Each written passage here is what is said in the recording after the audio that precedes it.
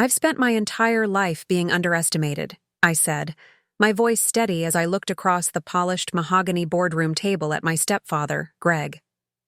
First by you, then by my mother, and now by the board. I'd love to know which corner of the globe you're watching from. And if this story speaks to you, make sure to subscribe. Tomorrow's video is one you absolutely can't miss. 12 faces stared back at me in stunned silence. Minutes earlier, these executives had been laughing, barely hiding their condescension behind polite smiles, as Greg announced he would be taking over as CEO of Mitchell Enterprises. My grandfather's $150 million legacy that he had left specifically to me. Let me be clear, I continued, sliding a document across the table. This company isn't up for negotiation. It never was. My grandfather's will is explicit, and what you're attempting borders on corporate theft. Greg's face flushed deep crimson. His eyes darted to my mother, who sat frozen beside him. They had both severely underestimated what I had discovered in my grandfather's private office last night, and what I was prepared to do with that information. Alexandra, my mother began, using the tone she reserved for me when I was being difficult. You're 26. You've never run a business. Your stepfather has 20 years of experience in corporate management, and 0 experience in architectural innovation, which is the foundation of Mitchell Enterprises, I interrupted. But more importantly, he has no legal right to take what Grandpa explicitly left to me. I opened a folder containing documents that would change everything. Now, would you like to hear what Grandpa discovered about your husband's previous ventures before he died? Or should we discuss how we're going to announce my appointment as CEO to the press tomorrow morning? No one in that room knew the full story yet. How my grandfather's death had set off a chain of events that would expose decades of family secrets, or how the company that everyone was fighting to control was just the beginning of what was really at stake. 3 months earlier, I was living a completely different life. I had graduated with my master's in architectural engineering from MIT the year before and was working at a small but respected firm in Boston. My 1-bedroom apartment was modest but walking distance to the harbor, and I was slowly building my reputation in sustainable design. My grandfather, Howard Mitchell, founder and CEO of Mitchell Enterprises, had always been my greatest supporter, but I was determined to make my own way in the industry. My relationship with my mother, Diane, had been strained since my father died when I was 12. She remarried quickly, too quickly, in my opinion, to Greg Patterson, a corporate consultant with an MBA and a smile that never quite reached his eyes. From the beginning, Greg made it clear that he considered my architectural aspirations impractical. The real money is in management, Alexandra, he would say. Design is for dreamers. My grandfather was different. A self-made man who had built Mitchell Enterprises from a small architectural firm into a national leader in sustainable commercial development, he understood my passion. Every Sunday we had lunch together at his favorite diner where he'd sketch, building concepts on napkins while telling me stories about his early days in the business. Buildings aren't just structures, Lexi, he would say, using the nickname only he was allowed to use. They're legacies. They outlive us. Make sure what you leave behind matters. I was preparing for a client presentation on that rainy Tuesday in April when I got the call from my mother. Lexi, it's Grandpa, she said, her voice uncharacteristically shaky. He collapsed at the office. The ambulance is taking him to Massachusetts General. The next hours passed in a blur. By the time I reached the hospital, my grandfather was in surgery. A massive heart attack, the doctors said.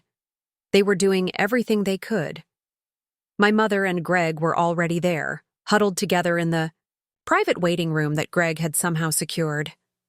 This is why he should have retired years ago, Greg muttered as I took a seat across from them. The man is 78. He has no business still running a company that size. I ignored him, focusing instead on the surgery updates that came sporadically throughout the evening. At 11:42 p.m., a tired-looking surgeon entered the waiting room, and I knew from his expression before he spoke. Howard Mitchell, my grandfather, mentor and best friend, hadn't survived the surgery. The following days were a numbing procession of funeral arrangements, condolence calls, and legal meetings. Mitchell Enterprises continued to operate under the temporary leadership of the executive team, all longtime employees who had worked closely with my grandfather. I took bereavement leave from my job, helping my mother sort through initial paperwork while trying to process my own grief. It wasn't until the reading of the will, a week after the funeral, that everything changed. The family gathered in the wood-paneled conference room of Pearson and Whitley, my grandfather's law firm. James Pearson, a silver-haired man who had been my grandfather's attorney and friend for over 40 years, conducted the proceedings with solemn efficiency. There were various bequests, charitable donations, gifts to longtime employees, and personal items for family members. Then Mr. Pearson reached the section about Mitchell Enterprises. To my granddaughter, Alexandra Mitchell Evans, I leave my controlling interest in Mitchell Enterprises, comprising 72% of outstanding shares and all associated voting rights, he read. The room went completely silent. I stared at Mr. Pearson, certain I had misheard. Furthermore, he continued, it is my explicit wish that Alexandra assume the position of Chief Executive Officer of Mitchell Enterprises, effective immediately upon my death. My mother was the first to break the silence.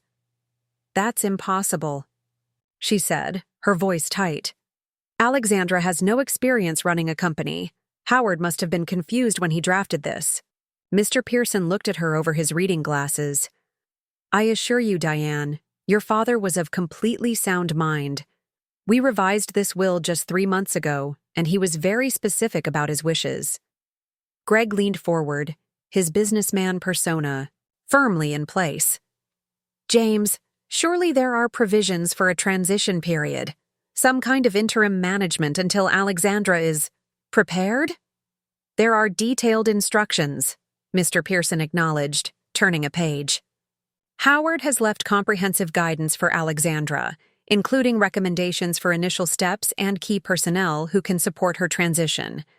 However, the controlling interest and decision-making authority transferred to her immediately. Mother turned to me, her expression a mixture of disbelief and something that looked almost like betrayal. Did you know about this? She demanded. I shook my head, still trying to process what I was hearing. No, I had no idea.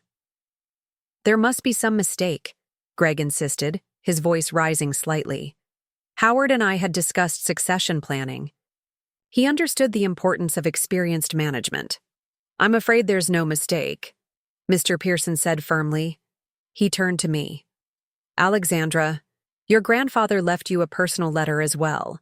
He asked that you read it privately. He handed me a sealed envelope with my name written in my grandfather's distinctive handwriting.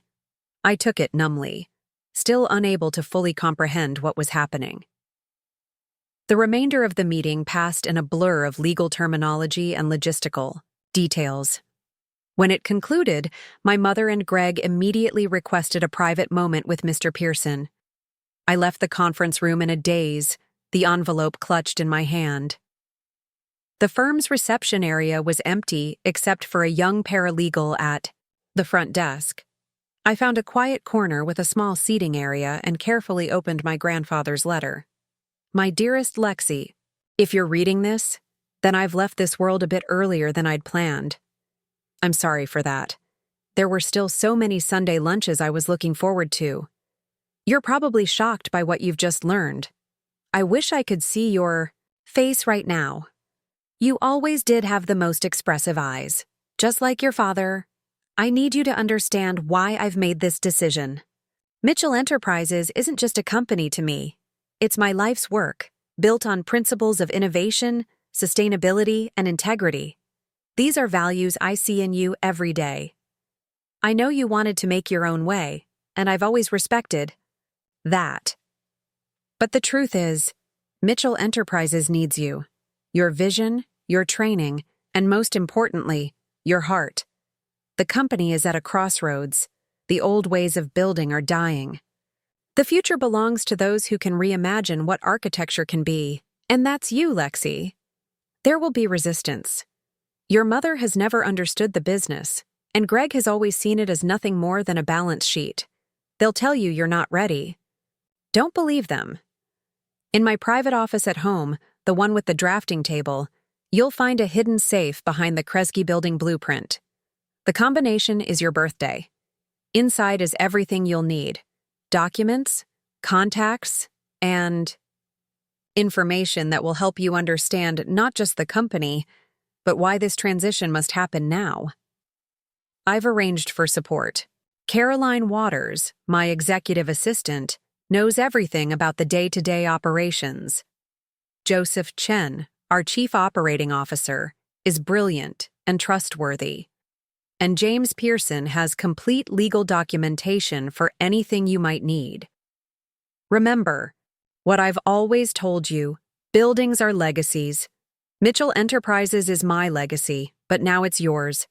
Build something remarkable with it. I love you, Lexi, more than you'll ever know. Grandpa tears blurred my vision as I finished reading. I folded the letter carefully and placed it back in the envelope, trying to collect myself before my mother and Greg emerged from their meeting. My phone buzzed with a text message from Caroline Waters, my grandfather's assistant.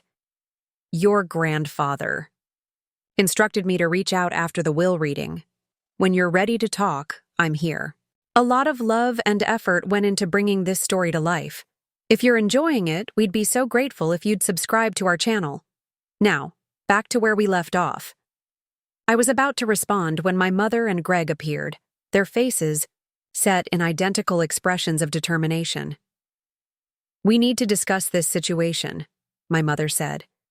This isn't what your grandfather would have wanted if he'd been thinking clearly. We're headed back to the house, Greg added. We can talk there. The drive to my grandparents' colonial-style home in Brookline was tense and silent. My grandmother had passed away 5 years earlier, and my grandfather had continued living there alone, refusing all suggestions that he downsize or move to a retirement community.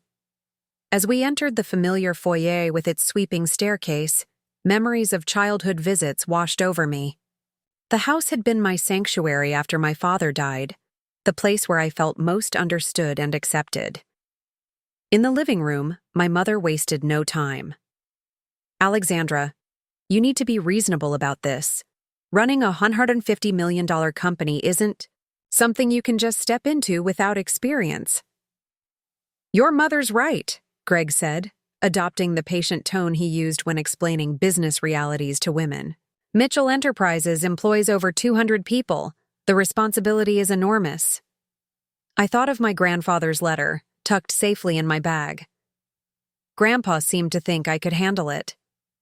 Your grandfather was a brilliant architect, but not always practical about business matters, Greg said. He was thinking with his heart, not his head. My mother sat beside me on the sofa. We have a solution that respects your grandfather's wishes while ensuring the company's stability. Greg will assume the CEO position temporarily, with you learning the business as his deputy. After a few years, when you're ready, you can step into the role. The rehearsed quality of their proposal made it clear they had planned this response well before the will was even read. I wondered how long they had known or suspected what my grandfather intended. That's not what Grandpa wanted, I said quietly. What Howard wanted isn't practical, Greg insisted, his patience visibly thinning. The board won't accept an inexperienced, 26-year-old as CEO. The shareholders will panic, stock prices will plummet. The controlling interest is mine, I reminded him. The decision isn't up to the board. Be reasonable, Alexandra, my mother snapped, her composure slipping. You've never even worked at Mitchell Enterprises. You don't know the first thing about running it. I stood up, suddenly needing space. I need time to think. I'm going to stay here tonight. At the house? My mother asked, surprised. Why? I want to feel close to Grandpa, I said, which was true, though not my primary motivation. And I need to process everything that's happened. Today, Greg and my mother exchanged glances. Fine, my mother finally said. We'll come back tomorrow morning.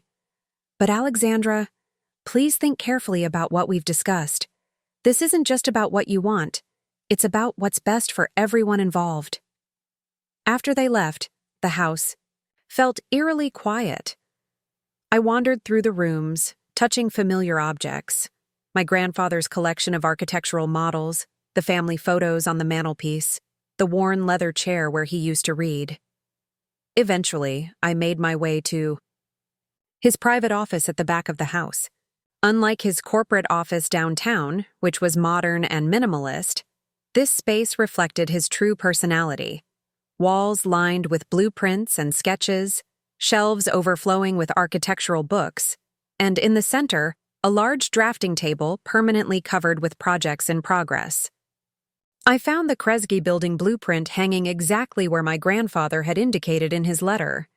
Behind it was a small wall safe. I entered my birthday, and the door swung open. Inside was a thick manila envelope labeled simply "For Lexi" and a leather-bound journal. I carried both to the drafting table and carefully opened the envelope first. What spilled out would change everything I thought I knew about my family, Mitchell Enterprises, and the battle that was clearly just beginning. The documents told a story that made my grandfather's urgency suddenly clear. Financial records showing systematic embezzlement from one of Mitchell Enterprises' subsidiary companies. Email correspondence revealing confidential corporate information being leaked to competitors. And most damning of all, evidence that someone had been secretly negotiating to sell Mitchell Enterprises' proprietary sustainable building technology to a foreign development conglomerate. The evidence all pointed to one person, my stepfather, Greg Patterson. My grandfather had discovered Greg's activities 6 months earlier and had been quietly building a case, working with trusted executives and outside investigators. He hadn't confronted Greg immediately, wanting ironclad proof before taking action. The final document in the file was dated just 2 weeks before my grandfather's death, a half-completed formal complaint to the FBI's white-collar crime division. Sat back, my mind reeling. This wasn't just about succession planning or my grandfather's faith in my abilities. This was about protecting the company from someone who had been systematically betraying it from within. The leather journal contained my grandfather's private thoughts as he uncovered each piece of the puzzle. His initial disbelief, his concern for my mother, and ultimately his determination to expose Greg's actions, whatever the personal cost. The final entry was dated the day before his heart attack. Meeting with James tomorrow to finalize changes to the will. Lexi is the only one I trust to protect what we've built. She has her father's integrity and her own brilliant mind. I've arranged everything to give her the support she'll need. I only hope I've given her enough time to prepare before Greg realizes what I've discovered. I closed the journal, a cold clarity settling over me. My grandfather hadn't died simply leaving me company. He'd left me a mission. My phone buzzed again, another text from Caroline Waters. Your grandfather told me you might need these tonight. There's a board meeting scheduled for Friday. Greg has already reached out to several members. Attached was a file containing detailed profiles of each board member, including personal notes from my grandfather about their loyalties, motivations, and voting histories. I texted back, "I'll be at the office first thing tomorrow. We need to talk." As I prepared for bed in my old room at my grandparents' house, I realized the magnitude of what lay ahead. I wasn't just fighting for control of a company. I was fighting to protect my grandfather's legacy from the man who had potentially caused his death. Because one thing was becoming increasingly clear as I connected the dots. The stress of discovering Greg's betrayal had likely contributed to my grandfather's heart attack. I pulled out my grandfather's letter and read it again, drawing strength from his words. "Buildings are legacies," he had written. But Mitchell Enterprises wasn't just a collection of buildings. It was a vision for the future, one that Greg Patterson was willing to sell to the highest bidder. Tomorrow would be the first day of a battle I hadn't asked for but couldn't walk away from. My mother, the board, and Greg himself all thought I was unprepared and would easily relinquish control to more experienced hands. They had severely underestimated the granddaughter of Howard Mitchell, and they were about to discover exactly how much. I barely slept that night, my mind racing through everything I'd discovered. At 5:30 a.m., I gave up trying and made a pot of tea, my grandfather's favorite dark roast coffee. Sitting at his drafting table, I began organizing what I knew and planning my first moves. By 7 a.m., I was dressed in one of the emergency business outfits I kept at my grandparents' house, a charcoal, pencil skirt and cream blouse that I hoped conveyed both competence and authority. I'd need every advantage today. The Mitchell Enterprises headquarters occupied the top 5 floors of a building my grandfather had designed 15 years earlier in downtown Boston. The lobby was a soaring atrium of glass and sustainable bamboo, with a living wall of plants that helped regulate the building's temperature. My grandfather's vision of blending nature and architecture was evident in every detail. I'd visited the building countless times growing up, but today was different. As I approached the security desk, the guard, a longtime employee named Frank, did a double take. "Miss Alexandra, I didn't expect to see you here today." "Good morning, Frank. I'll be coming in regularly now. Could I get my access credentials updated?" Frank hesitated. I would need authorization for that. Maybe you could check with Mr. Patterson. He was here earlier and mentioned he'd be handling company transitions. So Greg had already begun establishing his authority. "Frank, are you familiar with my grandfather's will?" He shook his head. "I am now the majority shareholder and appointed CEO of Mitchell Enterprises. You can verify this with James Pearson at Pearson & Whitley if you need to, but I require immediate access to all areas of this building, including my grandfather's office." Frank's eyes widened. After a brief phone call to legal, he quickly processed my new access card with obvious embarrassment. "I'm sorry for the confusion, Ms. Mitchell. Or should I say Ms. CEO? I managed a small smile. "Alexandra is still fine, Frank." As I rode the elevator to the executive floor, I mentally prepared for my meeting with Caroline Waters. My grandfather's executive assistant had been with him for over 20 years and knew the company inside and out. If anyone could help me navigate the minefield ahead, it would be her. Caroline was waiting when I stepped off the elevator, a poised woman in her early 60s with silver streaks dark hair and intelligent eyes that missed nothing. "Alexandra," she said warmly, extending her hand, "your grandfather would be pleased you're here so promptly." "Thank you for reaching out last night," I replied, shaking her hand. "I'm still trying to process everything." She nodded understandingly. "We have much to discuss, but not here. Your grandfather's office is this way." She led me down a corridor lined with architectural models of Mitchell Enterprises' most significant projects. At the end was a set of double doors leading to my grandfather's executive suite. The office was exactly as I remembered it from my last visit a month ago, spacious and bright, with floor-to-ceiling windows offering a panoramic view of Boston Harbor. One wall displayed framed architectural awards and recognitions. Another held a massive digital screen for reviewing building plans. In the center was a large desk of reclaimed wood, and beyond that, a conference area with a round table where my grandfather had preferred to work. "No one has touched anything," Caroline assured me, closing the door behind us. "Your grandfather was very specific about that possibility." "What possibility?" "That he might not have time to handle the Greg situation himself."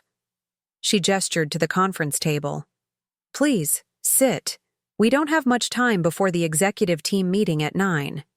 Executive team meeting? I wasn't notified about that.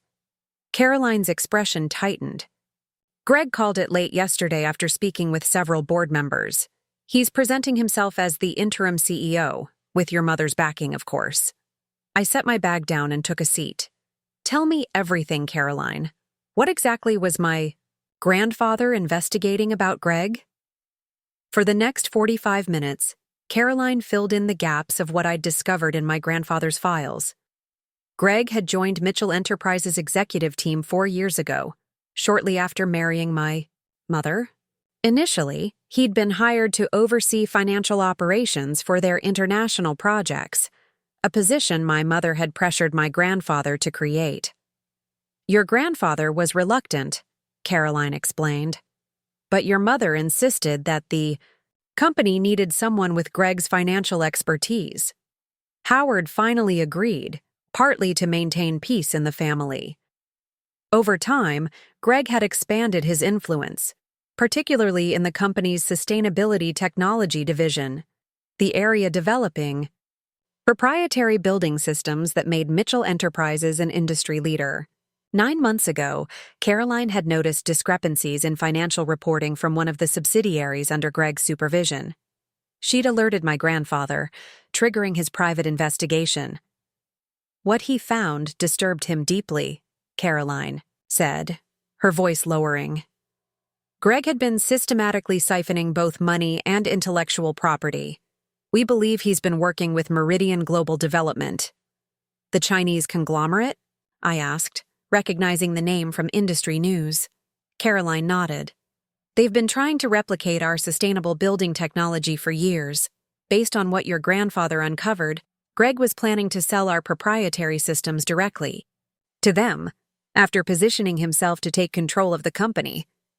But why would he think he could take control?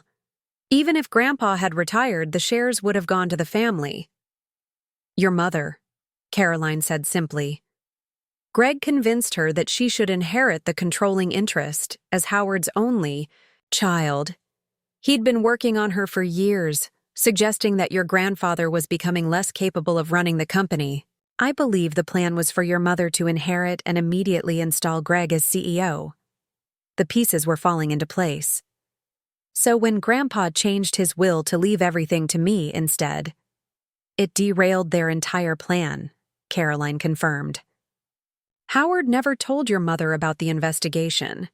He was gathering evidence before confronting Greg legally, concerned about how it would affect her.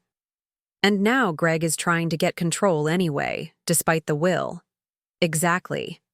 He's meeting with board members individually, suggesting that your appointment was a sentimental mistake by an aging man who wasn't thinking clearly. He's proposing a compromise where he takes operational control while you maintain ownership. I thought of the documents I'd found in my grandfather's safe. We have evidence of his embezzlement and corporate espionage. Why not just expose him immediately? Caroline's expression grew cautious. The evidence is compelling but not yet conclusive enough for criminal charges. Your grandfather was still building the case. More importantly, exposing Greg publicly right now would create a scandal that could destabilize the company and alarm clients. Stock prices would plummet. She leaned forward. Alexandra, your grandfather believed the best strategy was to secure your position first, then deal with Greg from a position of strength. That's why he left you detailed instructions about the board. I pulled out my phone and opened the board member profiles Caroline had sent. So the executive team is meeting this morning. Is Greg's first move to establish control.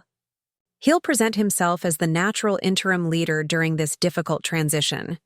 He's expecting you to be unprepared and overwhelmed. A flash of determination cut through my anxiety. Then let's make sure I'm neither of those things. For the next 30 minutes, Caroline gave me a crash course on Mitchell Enterprises' current projects, financial position, and organizational structure. Joseph Chen, the COO my grandfather had mentioned in his letter, was traveling in Seattle but would return tomorrow. Of the 12 executive team members, Caroline believed 7 would support me if I demonstrated confidence. 3 were firmly aligned with Greg, and 2 remained unknown. At 8:50, Caroline handed me a tablet with the company's latest quarterly results. One more thing your grandfather wanted you to know. The sustainability technology that Greg was planning to sell? It's worth far more than even our board realizes. Howard completed the final patents last month. It's not just an improvement. On existing systems, it's revolutionary. The right development partner could make it the new industry standard, and Meridian Global would pay anything to get it, I realized. Exactly, which is why Greg is so desperate to gain control. A sharp knock interrupted us. The door opened before either of us could respond, revealing Greg standing there in an impeccably tailored suit, his expression shifting from confidence to surprise when he saw me. "Alexandra," he said, recovering quickly. "I didn't expect to see you here this morning." "Caroline, why wasn't I informed Ms. Evans was in the building?" Caroline rose calmly. "As Mr. Mitchell's executive assistant and now Ms. Mitchell Evans's, I wasn't aware I needed to report her movements to you, Mr. Patterson." Greg's jaw tightened momentarily. "Of course. Alexandra, I was just coming to prepare for the executive meeting. Your mother mentioned you were staying at Howard's house last night, so I assumed you were still there." "I wanted to get an early start," I replied, rising from my seat. "I understand you've called an executive team meeting. As the new CEO, I appreciate the initiative, but in the future, I'd prefer to be consulted on scheduling." The statement hung in the air between us.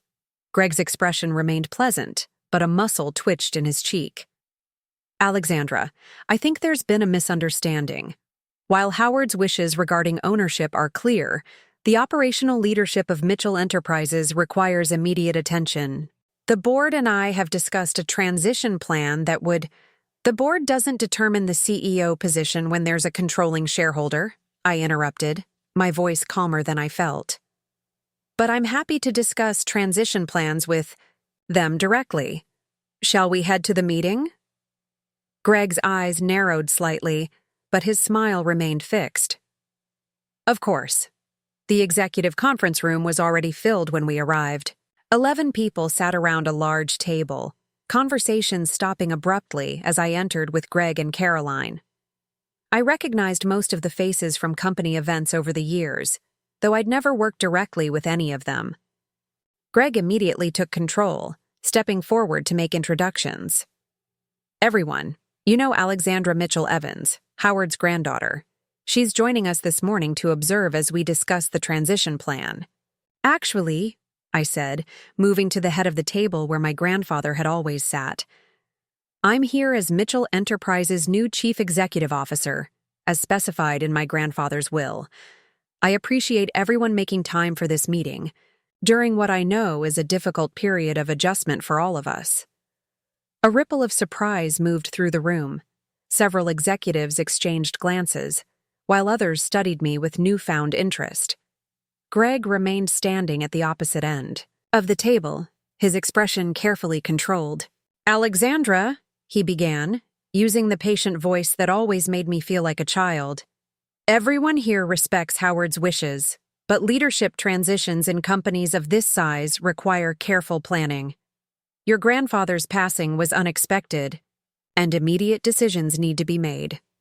"I agree completely," I said, opening the tablet Caroline had prepared for me, "which is why I've spent the morning reviewing our current project status and quarterly projections.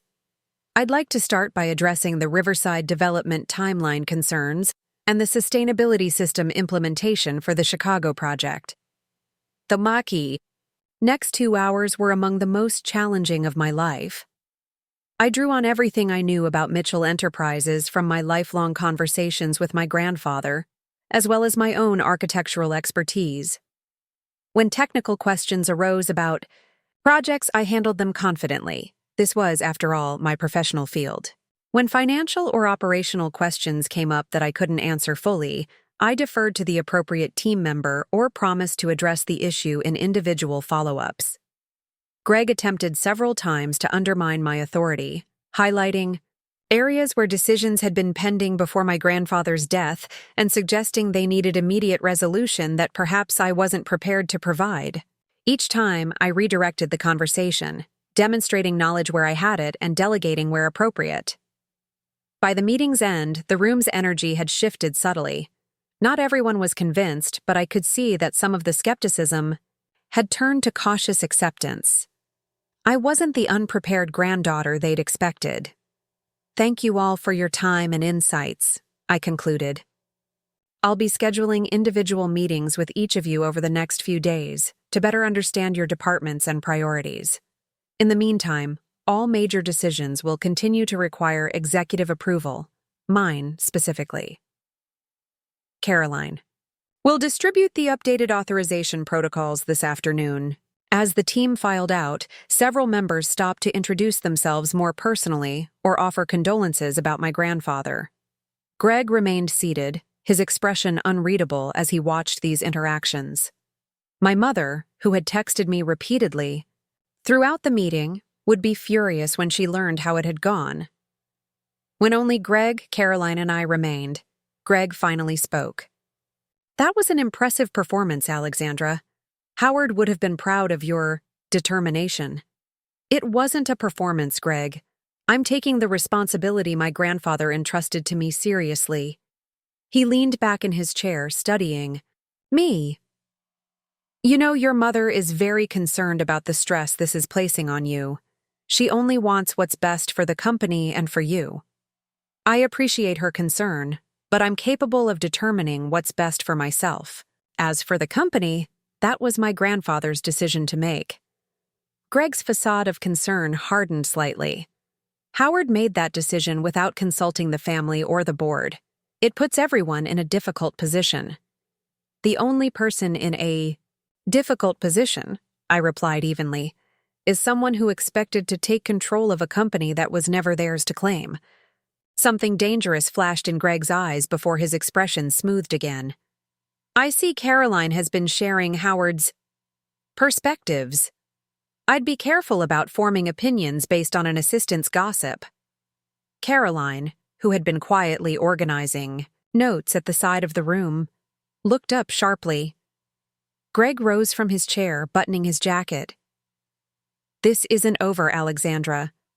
The board meeting is Friday, and several members have serious concerns about inexperienced leadership during this critical time. I suggest you think carefully about what's truly best for Mitchell Enterprises. After he left, Caroline approached the table. That went better than expected for your first day.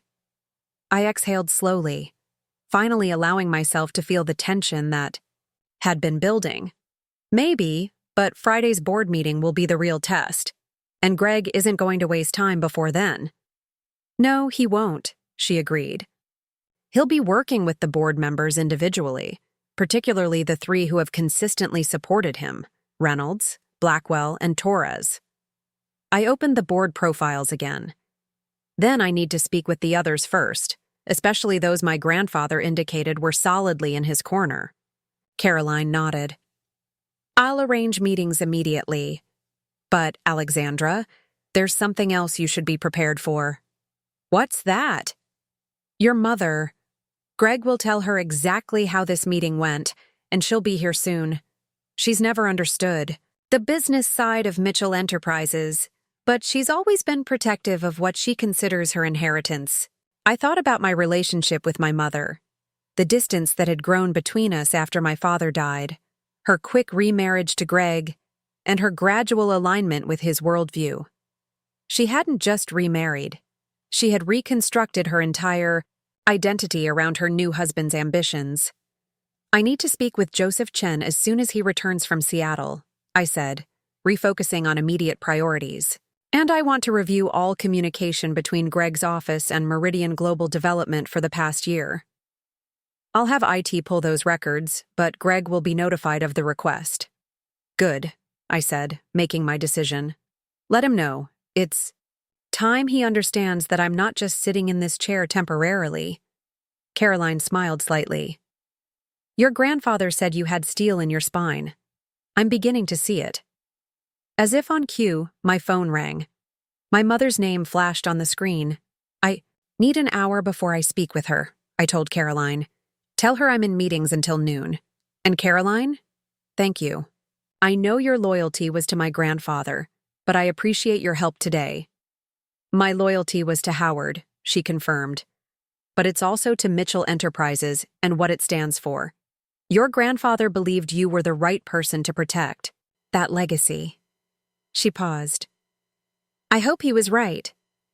After she left, I turned to the floor-to-ceiling windows, looking out at the Boston skyline my grandfather had helped shape. Buildings that would outlast all of us, as he used to say. The weight of responsibility settled over me, not just for the company and its employees, but for my grandfather's vision of what architecture could accomplish. Sustainable buildings that worked with nature rather than against it. Designs that considered future generations, not just immediate profits. Greg saw Mitchell Enterprises as nothing more than a valuable asset to be controlled, and eventually sold off in pieces to the highest bidder. My mother saw it as a status, symbol and source of wealth. But my grandfather had seen it. My mother arrived exactly at noon, as if she'd been waiting in her car for Caroline's go-ahead. When she swept into my grandfather's, now my office, her expression was a mixture of indignation and concern that I'd seen countless times growing up. It was the look that typically preceded a lecture about my impractical choices. "Alexandra, what do you think you're doing?" she demanded, setting her designer handbag on the conference table with enough force to make a statement. "Greg just called me. You've completely blindsided everyone." I gestured to one of the chairs. "Would you like to sit down, Mom?" "I don't want to sit down. I want an explanation. We agreed to discuss this situation as a family before any decisions were made."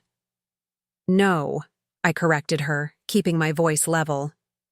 "You and Greg presented a plan that ignored Grandpa's explicit wishes. That's not an agreement."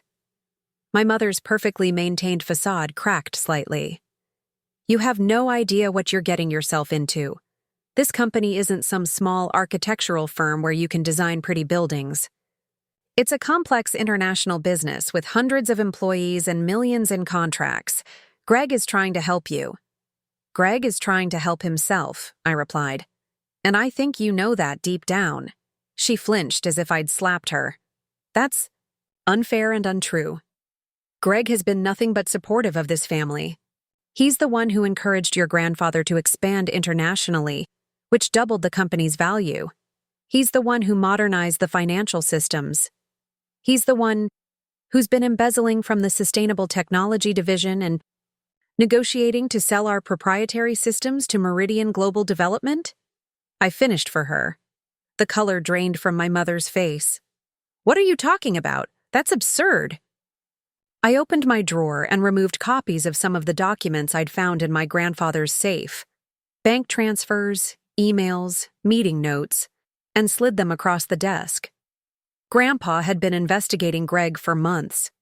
That's why he changed his will to leave the company to me instead of you. He knew Greg would take control if you inherited. My mother stared at the papers without touching them.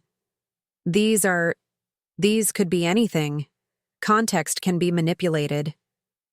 "Mom," I said gently, "Grandpa hired professional investigators. There's more evidence being compiled. Greg has been systematically betraying this company and this family." She finally picked up one of the documents, an email from Greg to someone at Meridian Global discussing transfer of proprietary systems and compensation arrangements. Her hand trembled slightly. "I don't believe it," she said, but her voice lacked conviction. "Greg he couldn't. The evidence is there. Grandpa was preparing to confront him legally when he died." My mother's eyes snapped up to meet mine. "Are you suggesting Greg had something to do with your grandfather's death? Because that's going too far, Alexandra." "I'm not suggesting murder, if that's what you mean. But the stress of discovering Greg's betrayal absolutely contributed to Grandpa's heart attack. His journal entries make that clear." She set the paper down and straightened her posture, visibly pulling herself together. "Even if there are financial irregularities, that doesn't mean Greg isn't still the best person to run this company. Business is complicated, Alexandra. Sometimes things that look unethical from the outside are standard industry practices." I couldn't believe what I was hearing. Selling company secrets to competitors is never standard practice. It's corporate espionage and possibly treason depending on the technology involved. "You're being dramatic," my mother snapped, reverting to her dismissive tone. This is exactly why you're not ready for this position. You see everything in black and white terms. The real world has nuance. The real world has laws, Mom. Laws that Greg has broken. We stared at each other across the desk, the gulf between us wider than it had ever been. I suddenly realized how little I knew this woman who had given birth to me. After my father died, she had retreated into herself, emerging months later with a new identity centered around Greg and his world of corporate achievement. The mother who had once painted with me on Sunday afternoons and taught me to identify architectural styles in our neighborhood had disappeared long ago. "What are you planning to do?" she finally asked, her voice cooler now. "Run the company as Grandpa intended. Protect his legacy and the innovations he worked his entire life to develop." "And Greg?" I held her gaze steadily. "That depends on him. If he resigns quietly, we might be able to handle this without criminal charges. If he continues trying to undermine me and steal company assets, I'll have no choice but to pursue legal action." My mother gathered her handbag and stood. "You've always been stubborn, just like your father. And just like him, you don't see the practical realities of life." She paused at the door. "Greg isn't your enemy, Alexandra. And I'm still your mother. Don't forget that." After she left, I sat motionless for several minutes, processing the conversation. My mother hadn't explicitly sided with Greg, but she hadn't accepted the evidence against him either. She was in denial, unwilling to face what her husband had done, or what it said about her judgment in trusting him. A gentle knock interrupted my thoughts. Caroline entered with a concerned expression. "Your mother just left." She looked upset. "She is upset," I confirmed. I showed her some of the evidence. "Against Greg, she's in denial." Caroline nodded sympathetically. "That's understandable. No one wants to believe someone they love is capable of betrayal." She set a folder on my desk. "Joseph Chen's flight lands at 4:30. He'll come directly to the office, and I've arranged meetings with board members Warner and Livingston for tomorrow morning." "Thank you. What about the IT records I requested?" "There's a complication," Caroline said, her expression growing more serious. "When I submitted the request for Greg's communications with Meridian Global, IT informed me that Greg initiated a comprehensive data purge of his email and files 3 days ago, the day after your grandfather's funeral." My stomach tightened. "He's destroying evidence." "It appears so. Fortunately, Mitchell Enterprises has robust backup systems that even executives can't fully access. It is working on retrieving the deleted communications, but it will take time." "We may not have time." Before the board meeting, I realized. "What about the Sustainable Technology Division? Are the patents and research secure?" "The formal patents are filed and protected, but the latest research and development materials—" Caroline hesitated. "We should speak with Eliza Winters. She heads the division and worked closely with your grandfather on the newest innovations." I checked the time, just past 1 p.m. "Set up a meeting with her today, if possible. And I need full access to the company's financial records, particularly any transactions Greg has authorized in the past year. The CFO will resist that request without board approval," Caroline warned. "Martin Brooks has worked closely with Greg since he joined the company." Another complication. "Then we'll need to approach this differently. Who handles the actual financial record keeping? Not the CFO, but the people who process the day-to-day transactions." "That would be Diana Reeves in accounting. She's been with the company for nearly 15 years. Is she trustworthy?" Caroline considered the question. "Your grandfather thought so. She flagged some discrepancies in the Sustainability Division's budget last year, which is partly what triggered his investigation." "Then let's start there. Arrange a meeting with Diana this afternoon, before Joseph arrives." The rest of the day became a crash course in corporate detective work. Diana Reeves turned out to be a meticulous accountant with a deep institutional knowledge of Mitchell Enterprises' financial systems. When I explained that I was continuing my grandfather's internal review, she readily shared her concerns about irregular fund transfers and unusual consultant payments that had begun shortly after Greg joined the company. The patterns became more obvious in the last year, Diana explained, showing me spreadsheets where she had highlighted suspicious transactions. Consulting fees to companies that don't seem to exist, research budget allocations that never reached the actual researchers, international wire transfers with minimal documentation. Why didn't you report these to the CFO? I asked. Diana's expression turned guarded. I did, initially. Mr. Brooks said he would handle it, but nothing changed. In fact, the irregular payments increased. That's when I went directly to your grandfather. By the time Joseph Chen arrived from Seattle, I had compiled a disturbing financial trail that corroborated much of what my grandfather had discovered. Joseph, a brilliant operations expert in his early 40s who had been my grandfather's right hand for the past decade, provided the perspective I needed on how deeply the company had been compromised. Your grandfather believed Greg had at least 2 other executives working with him, Joseph explained as we reviewed the evidence in my office after hours. Martin Brooks in finance is definitely one. The other is likely either Reynolds or Blackwell, on the board.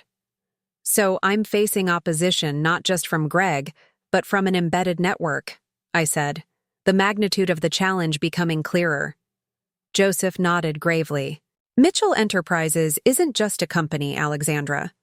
The sustainable building technology your grandfather developed could revolutionize how we construct in environmentally fragile areas. It has applications beyond commercial buildings, disaster-resistant, housing, military installations, even space habitats eventually. The intellectual property alone is worth billions with the right development partner. And Meridian Global Development wants exclusive control, I said, understanding why Greg had targeted this specific technology. Exactly. They've been trying to replicate Howard's innovations for years without success. Buying the technology directly would give them an unassailable market advantage, especially in developing nations where sustainable construction will be the fastest-growing sector in the next decade. The implications were staggering, far beyond what I had initially understood. This wasn't just about control of a successful architectural firm. It was about the future direction of sustainable building technology globally. The board meeting is in 2 days, I said, refocusing on immediate concerns. Greg has been working on them individually. How many do you think will support me?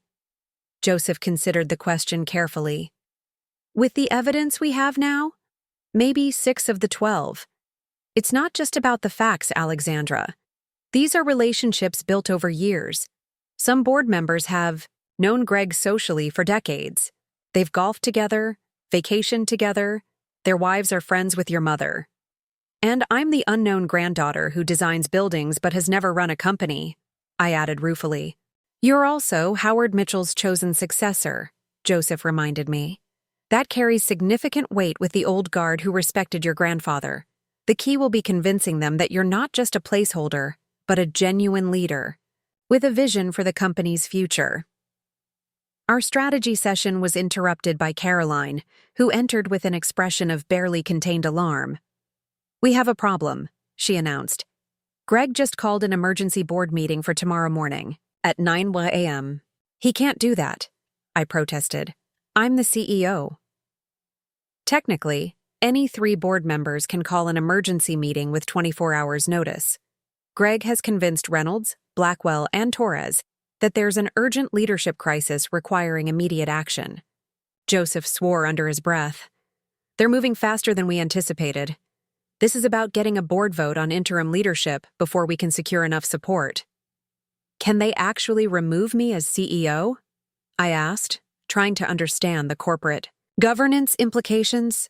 Not permanently, since you hold the controlling shares, Joseph clarified. But they could vote for a temporary leadership structure citing extraordinary circumstances, especially if they present evidence that the company is at immediate risk.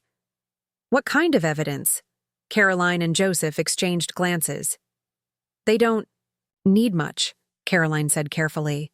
Just enough to justify emergency action, a concerning financial report, signs of client instability, anything that suggests the company requires experienced leadership immediately.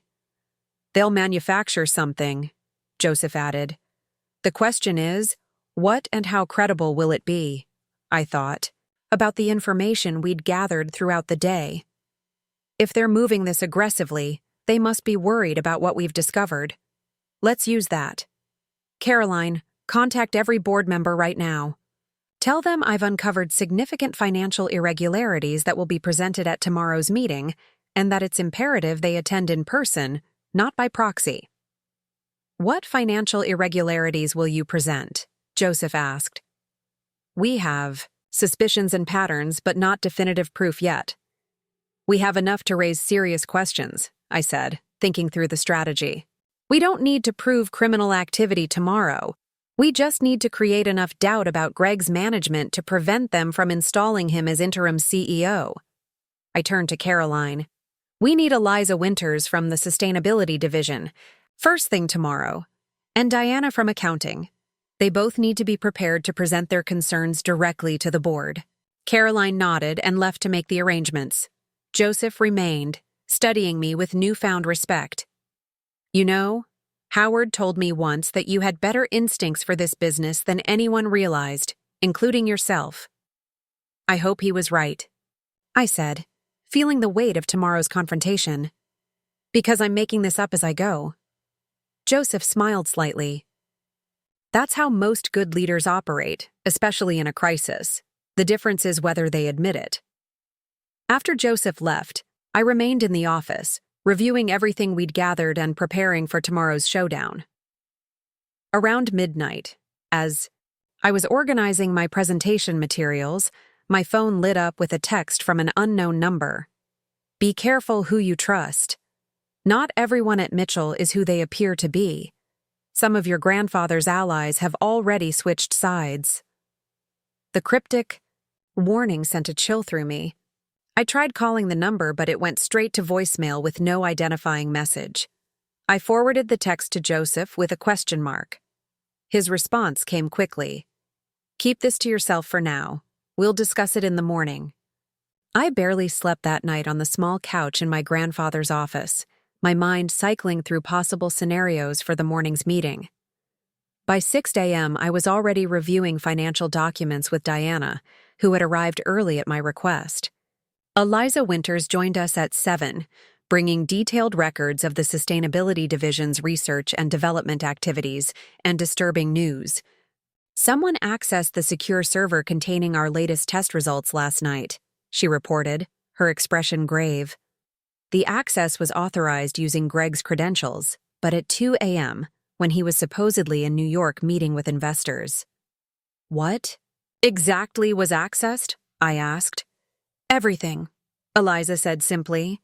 The entire development roadmap for the next generation systems, test results, application schematics, even the market analysis predicting potential revenue streams. They're preparing to move the technology, Diana realized, downloading everything before they lose access. The pieces clicked into place. That's why they moved up the board meeting. This isn't just about removing me. They're planning to transfer the technology immediately after securing control. Joseph arrived as we were discussing this latest development. I've been making calls since 5 a.m., he reported. The board is split almost evenly, but Warner and Livingston are wavering.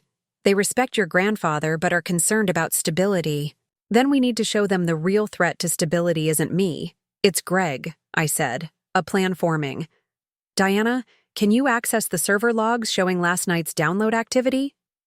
Yes, but I'd need IT authorization, she replied. Make it happen. I directed Joseph. We need those logs at the meeting. As 9 a.m. approached, I felt a strange calm settle over me. The kind of clarity that comes from knowing a confrontation is inevitable and necessary. I chose my grandfather's favorite conference room for the meeting rather than the formal boardroom. A subtle but deliberate choice. This was where he had made his most important decisions, surrounded by models of his greatest architectural achievements. Board members began arriving at 8:45. I greeted each one personally, noting who seemed uncomfortable, meeting my eyes and who offered genuine condolences about my grandfather. Greg arrived last with my mother surprisingly in tow, both impeccably dressed and projecting absolute confidence. "Alexandra," Greg acknowledged with a tight smile, "I see you've chosen an unconventional venue for a board meeting." My grandfather believed important decisions should be made in spaces that remind us of our purpose, I replied. "The models in this room represent the innovation that built Mitchell Enterprises." "How sentimental," my mother commented, her tone dismissive. "Business. Decisions should be based on practical realities, not nostalgia." I met her gaze directly. "I couldn't agree more about practical realities, Mom." The emergency board meeting began with Greg attempting to seize control from the outset. "Thank you all for making time on such short notice," he began smoothly, standing at the end of the conference table. "As you know, we face an unprecedented situation with Howard's unexpected passing and his unconventional succession plan. I've called this meeting to address immediate concerns about company stability during this transition." Before he could continue, I spoke up from my position at the head of the table. "Actually, Mr. Patterson, while you may have requested this meeting, as CEO I'll be conducting it." A flicker of annoyance crossed Greg's face before his professional mask returned. "Of course, Alexandra, though I think we're getting ahead of ourselves regarding titles. That's precisely what we're here to clarify today." Board member Reynolds, a silver-haired investment banker who had consistently supported Greg, cleared his throat. "With respect, Ms. Evans, your grandfather's wishes notwithstanding, the board has a fiduciary responsibility to ensure capable leadership during this critical time." "I couldn't agree more, Mr. Reynolds," I replied. "Which is why I've spent the past 48 hours conducting a comprehensive review of the company's current operations, including some concerning findings I'd like to present before we discuss anything else." I nodded to Joseph, who distributed folders to each board member. These materials outline multiple financial irregularities discovered in our Sustainable Technology division over the past year. Diana Reeves from Accounting and Eliza Winters from Sustainability are here to provide context. Greg's expression hardened. "This is highly irregular, Alexandra. The agenda for this emergency meeting includes addressing immediate threats to company stability," I finished for him. "I believe systematic financial misconduct qualifies." For the next 30 minutes, Diana and Eliza presented their findings: unusual fund transfers, misallocated research budgets, and most damning server logs showing a complete download of proprietary technology files at 2 a.m. using Greg's credentials. "As you can see," I concluded after their presentations, "these issues raise serious questions about Mr. Patterson's financial management and protection of company intellectual property." The boardroom had grown increasingly tense. Several members were examining the documents with alarmed expressions, while others, particularly those aligned with Greg, appeared defensive.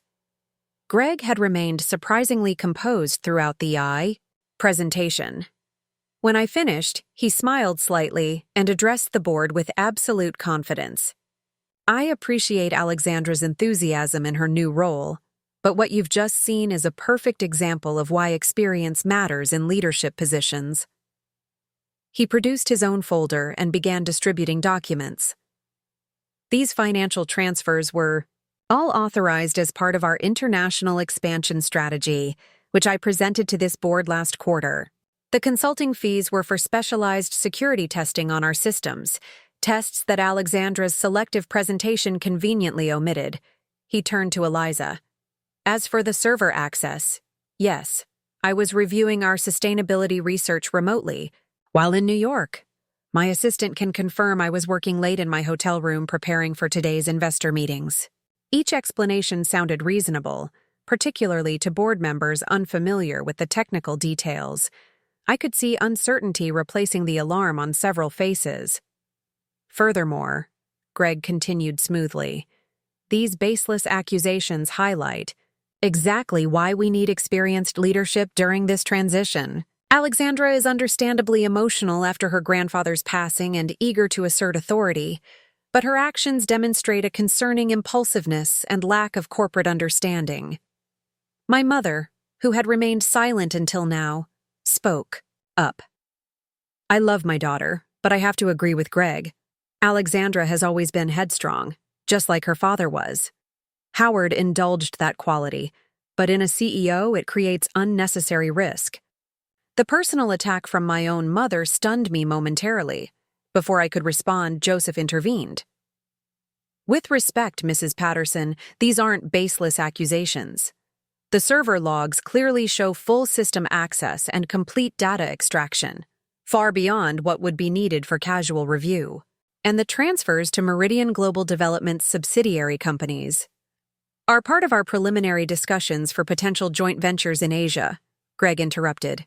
Completely standard in international business development and fully disclosed in my quarterly reports. Board member Livingston, whom I'd hoped would support me, looked troubled. Alexandra, these are serious allegations. Do you have conclusive evidence that these activities weren't legitimate business operations? I hesitated. The evidence was compelling but circumstantial, patterns of behavior that pointed to misconduct, but didn't definitively prove criminal intent. My grandfather had been still building his case when he died. Greg seized on my momentary silence. She doesn't, because there isn't any. This is exactly the kind of governance risk I'm concerned about. Making accusations without proper investigation or understanding of complex business relationships. That's rich coming from you, I said, my composure finally slipping. Considering you've been systematically undermining this company for your own benefit since you joined. An uncomfortable silence fell over the room. I'd crossed the line from professional concern into personal accusation, and everyone felt it. Board member Warner, one of my grandfather's oldest friends, spoke gently.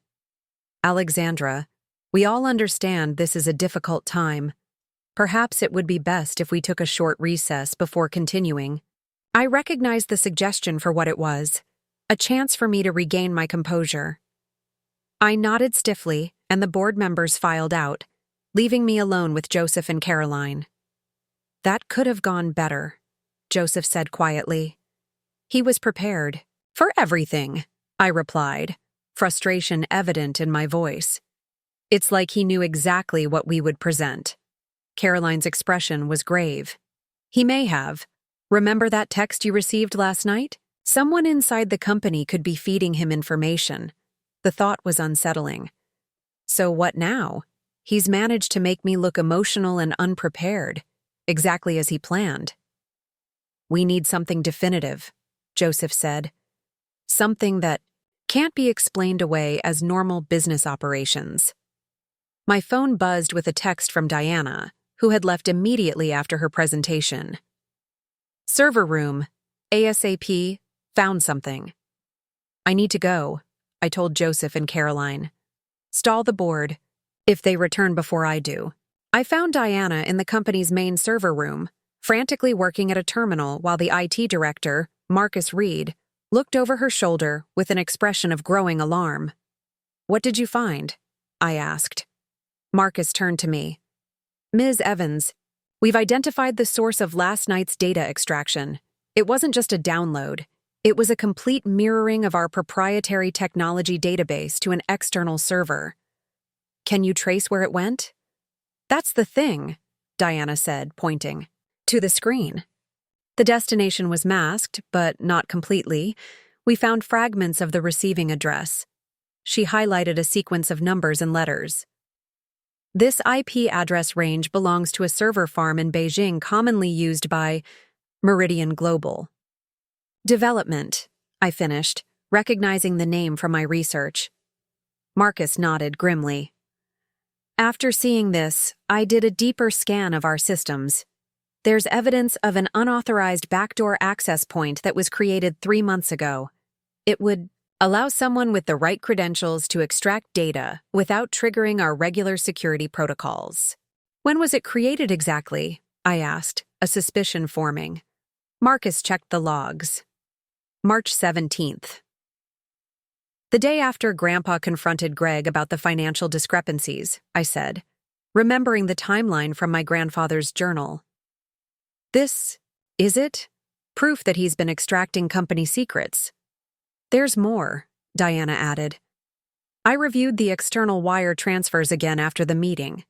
3 of them went to shell companies that eventually trace back to a holding company where Greg's name appears on the incorporation documents. He's been funneling company money into his own entities. This was the definitive evidence we needed, proof that couldn't be explained away as normal business operations. I rushed back to the conference room with Diana and Marcus, hoping the board hadn't voted in my absence. I returned to find the meeting already resumed, and Greg mid-presentation, standing beside a sleek PowerPoint display showing Mitchell Enterprises' global projects.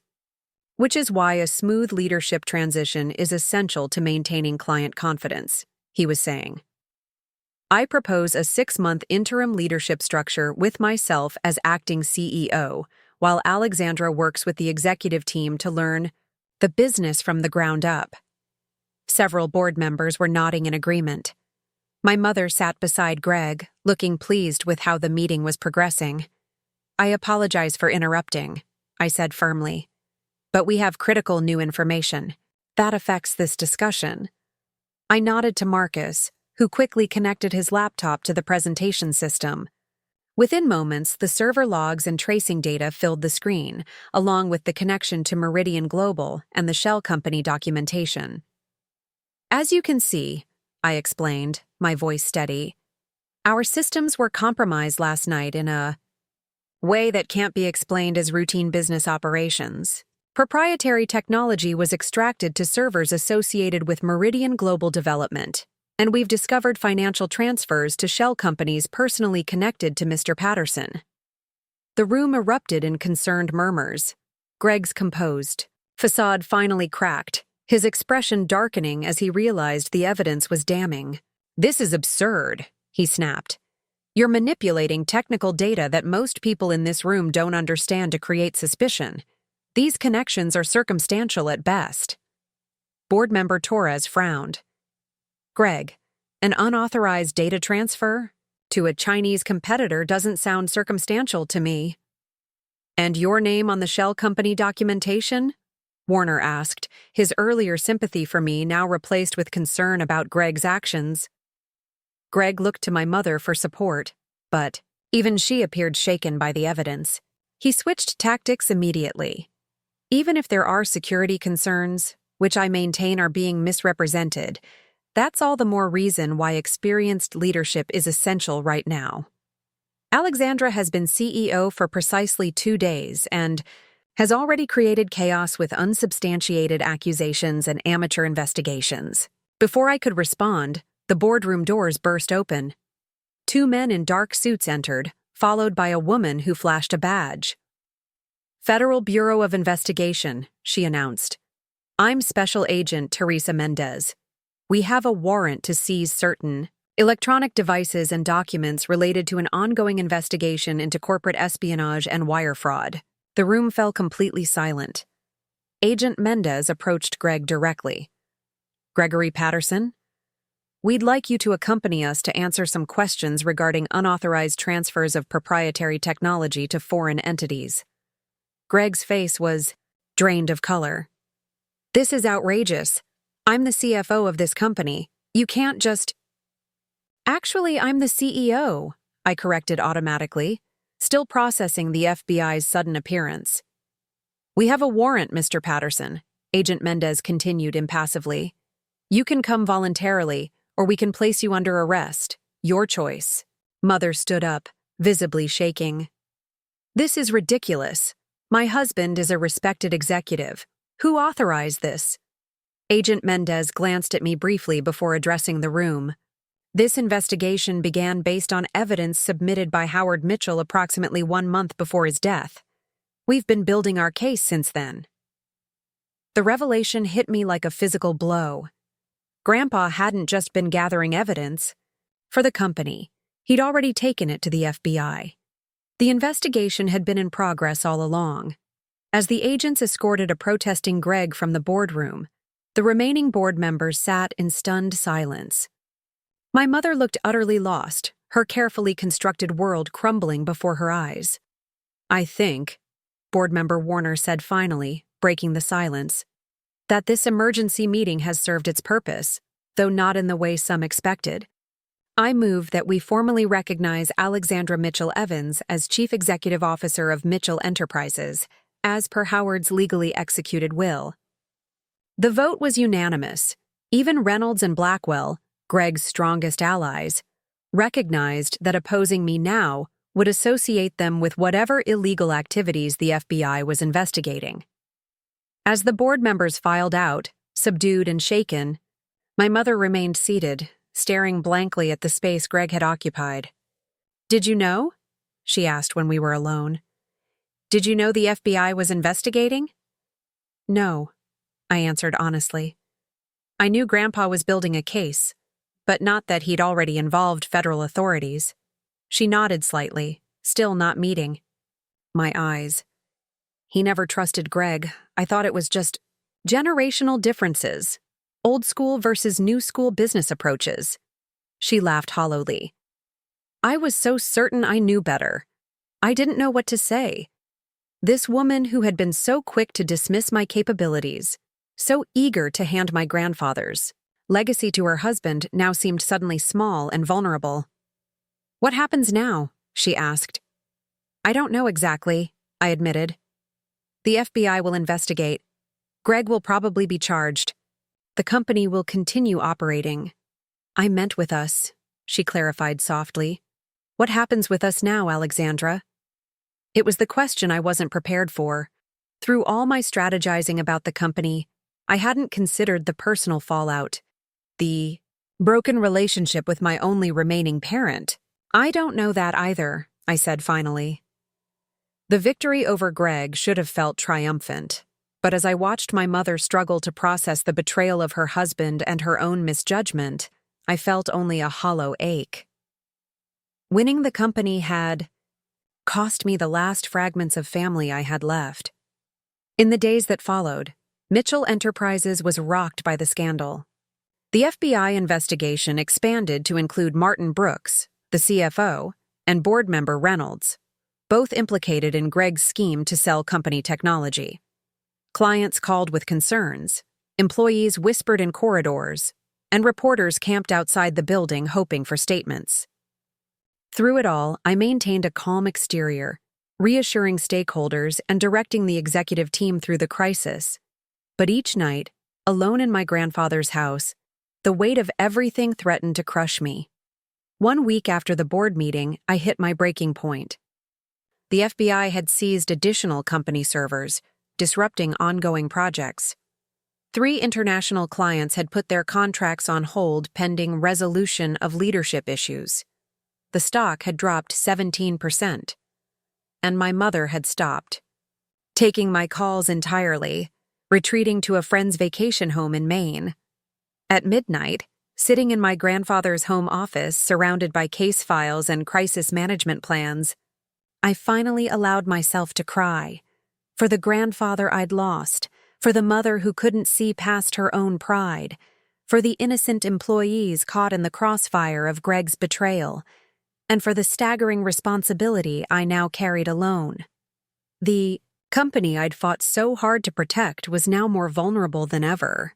Even with Greg removed, the damage he'd done to our reputation, our client relationships, and our internal cohesion threatened Mitchell Enterprises' survival. I had won the battle for control only to face a war for the company's very existence. That moment of despair, staring at a photograph of my grandfather on his desk, I understood why he had chosen me despite my lack of executive experience. This wasn't just about architectural knowledge or business acumen. It was about values, about refusing to surrender even when victory seemed impossible. What I didn't know then was that the lowest point of my journey had arrived. And as is often true at such moments, Help would come from the most unexpected source. The morning after my breakdown, I woke to insistent knocking at the front door. Disoriented and exhausted, I stumbled downstairs in yesterday's clothes to find an unfamiliar older man in a well-worn blazer standing on the porch. "Alexandra, Mitchell Evans?" he asked when I opened the door. "Yes," I replied warily, conscious of how many reporters had been trying to contact me. "Walter Donovan." He extended a weathered hand. "I was your grandfather's first business partner. May I come in? I believe I have something that might help you." I hesitated, trying to place the name. My grandfather had mentioned Walter in some of his stories about the early days of Mitchell Enterprises, but I'd never met him. "I can prove it," he said, noting my uncertainty. He pulled out a faded photograph from his wallet and handed it to me. It showed two young men standing in front of a small storefront with a hand-painted sign, "Mitchell and Donovan Architectural Design." "Grandpa never mentioned you were still in touch," I said, studying the photograph. "We weren't, not directly. Had a falling out in '89 over the direction of the business. I wanted to stay small, focused on residential projects. Howard saw bigger possibilities." Walter's expression softened. He was right, of course. Always had the better vision between us. But pride's a stubborn thing. Something in his forthright manner made me decide to trust him. I invited him in, leading him to the kitchen where I desperately needed coffee before any serious conversation. "How did you know where to find me?" I asked as the coffee brewed. "Your grandfather's lawyer, Pearson, contacted me last week. Said Howard had left instructions to reach out to me if certain circumstances arose with the company." Walter accepted the mug I offered. "Been following the news. Seems those circumstances have definitely arisen." "That's putting it mildly," I said, taking a seat across from him at the kitchen island. "The FBI investigation has clients panicking, our stock is plummeting, and I'm trying to convince everyone I'm not completely in over my head. Are you? In over your head?" The blunt question caught me off guard. After days of projecting confidence to the board, executives, and employees, the temptation to admit my doubts was overwhelming. "Maybe," I admitted. "I know architecture. I understand the technical side of what Mitchell Enterprises creates. But the business politics, the client relationships that took decades to build, the financial intricacies, I'm learning as quickly as I can, but it might not be fast enough to save the company." Walter nodded, seemingly satisfied with my honesty. "Howard said you'd be like that. Straightforward, no pretense. It's why he chose you." "You spoke with him about me?" "Recently? About 6 months ago. After he first suspected someone was betraying the company." Walter took a sip of coffee. "He called me out of the blue after 30 years. Said he needed perspective from someone who knew the business but wasn't caught up in the current situation." I tried to process this information. "So Grandpa told you about Greg's embezzlement?" "Some of it. Enough that I wasn't surprised by the FBI showing up at your board meeting." Walter set his mug down and fixed me with a penetrating look. "But I'm not here to discuss what went wrong. I'm here about what happens next." "What do you mean?" "Howard left something with me for safekeeping, something he didn't want kept in the company records or even with his regular attorney. He said, if things went sideways, it might be the key to rebuilding." My heart quickened. "What is it?" Walter reached into his battered leather messenger bag and removed a sealed envelope and a small external hard drive. The complete design and implementation plans for what he called Genesis architecture. I stared at the items, recognition dawning. The next generation of sustainable building systems. Grandpa mentioned he was working on something revolutionary, but I had no idea it was finished. "Not just finished," Walter corrected. "Perfected." Howard told me this goes beyond anything currently in development. Not just more efficient or environmentally friendly, but a completely new approach to how buildings interact with their surroundings. self-sustaining structures that generate more energy than they use, purify the surrounding air and water, and adapt to environmental changes. If true, this was beyond valuable. It was transformative. The kind of innovation that changes industries and shapes future development for decades. Why didn't he keep this in the company's secure servers, or even mention it to the sustainability division? I wondered. Because he suspected someone was already stealing company information, Walter explained. He didn't want this to fall into the wrong hands. The version on the Mitchell Enterprises servers is deliberately incomplete. Advanced, yes, but missing key components that make the system truly revolutionary. I picked up the hard drive, turning it over in my hands. And he left instructions for you to give this to me if something happened to him? Not exactly, Walter said, a slight smile crossing his face. His instructions were to give it to you if you proved yourself by protecting the company from the threat he'd identified. Said if you couldn't manage that, then you weren't the right person for this either. A test. Even from beyond the grave, my grandfather had been evaluating whether I was worthy of his greatest innovation. So what exactly is on here? I asked, setting the drive down carefully. Complete blueprints, material specifications, test data, implementation guidelines, everything needed to bring Genesis architecture to life. Howard believed it could reposition Mitchell Enterprises not just as a leading architectural firm, but as the company that revolutionized how humanity builds for the next century. The potential was staggering, and exactly what the company needed to recover from the current crisis. A game-changing innovation that would attract new clients, restore investor confidence, and shift attention away from the scandal. There's something else you should know, Walter added. Howard wasn't developing this alone. He had a partner. Who? Dr. Eleanor Chen at MIT. She handled the materials science aspects, developed new compounds and construction elements that make the system possible.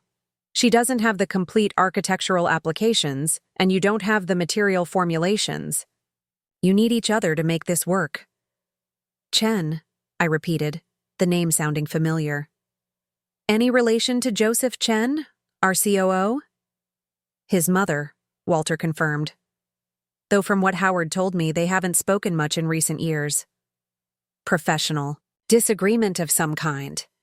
This is a complicated matter. Joseph had been one of my strongest allies during the fight for control of the company, but he'd never mentioned his mother was collaborating with my grandfather on a revolutionary project. Why wouldn't Joseph tell me about this? I wondered, aloud. Perhaps he doesn't know. Howard was extremely secretive about Genesis in its final stages. Or perhaps… Walter hesitated. What? Perhaps Joseph has his own reasons for keeping certain information compartmentalized. Howard trusted him with the company operations but not with Genesis. That might be significant. A new uncertainty crept in. Could Joseph have his own agenda that I wasn't aware of? The warning text I'd received before the board meeting echoed in my mind. Be careful who you trust. Not everyone at Mitchell is who they appear to be. I need to speak with Dr. Chen, I decided. Today, if possible. Walter nodded approvingly. That's the right move. But before you go charging ahead, you should read what's in that envelope. It's Howard's private notes about Genesis and about the people involved in its development. After Walter left, I spent hours reviewing the contents of the envelope and exploring the hard drive. What I found was astonishing, not just the technical brilliance of Genesis architecture, but my grandfather's careful documentation of everyone who had knowledge of the project, their contributions, and his assessment of their trustworthiness. Joseph Chen's name appeared repeatedly, but in an unexpected context. According to my grandfather's notes, Joseph had initially been involved in Genesis, but was deliberately excluded from the final stages after expressing interest in licensing the technology to international developers, including Meridian Global, rather than keeping it exclusively within Mitchell Enterprises. This wasn't necessarily sinister. Many executives would see international licensing as a smart business move. But it directly contradicted my grandfather's vision for the technology, which was to maintain control while selectively implementing it in projects that would maximize environmental benefit rather than just profit. More troubling was a notation from 3 months earlier. Joseph meeting with Greg again after hours, third time this month, discussing international strategy according to Caroline. Need to monitor. Has Joseph been working with Greg all along? The thought was deeply unsettling. He had been my most trusted advisor in the fight to secure control of the company. If he had his own agenda, I needed more information before jumping to conclusions. I called MIT's Materials Science Department and managed to schedule a meeting with Dr. Eleanor Chen for that afternoon. The drive to Cambridge gave me time to organize my thoughts and strategy. Dr. Chen's laboratory occupied a significant portion of MIT's Advanced Materials Research Facility. At 72, she cut an imposing figure, tall, elegant, with a penetrating gaze that evaluated me thoroughly as I was shown into her office. "Ms. Mitchell-Evans," she greeted me, her voice carrying a slight accent. "I've been following the situation at your company with interest. Please sit." "Thank you for seeing me on such short notice, Dr. Chen," I said, taking the offered chair. "I believe we have a mutual project to discuss." Her expression remained neutral. "And what project would that be?" "Genesis architecture," I replied, watching. Her reaction carefully. A flicker of surprise crossed her face before she regained her composure. "Howard told you about our work?" "Not directly, but he left me the complete architectural plans and implementation designs after his death." Dr. Chen leaned back in her chair, studying me with increased interest. "I see. And you're here because you've realized those plans are useless without my material formulations. They're brilliant but incomplete," I acknowledged. "Just as I imagine your materials research only reaches its full potential when applied through the architectural systems my grandfather designed." A small smile touched her lips. "Howard said you were direct, a quality I appreciate." She stood and walked to a locked cabinet in the corner of her office. "I presume you brought the drive with his designs?" I hesitated, caution preventing me from revealing I had it with me. "I have access to it, but before we proceed, I need to understand a few things, particularly about your son's involvement with the project." Dr. Chen's expression hardened. "Joseph is not involved, not anymore." "But he was initially?" She returned to her desk, sitting rigidly. "My son is a brilliant businessman.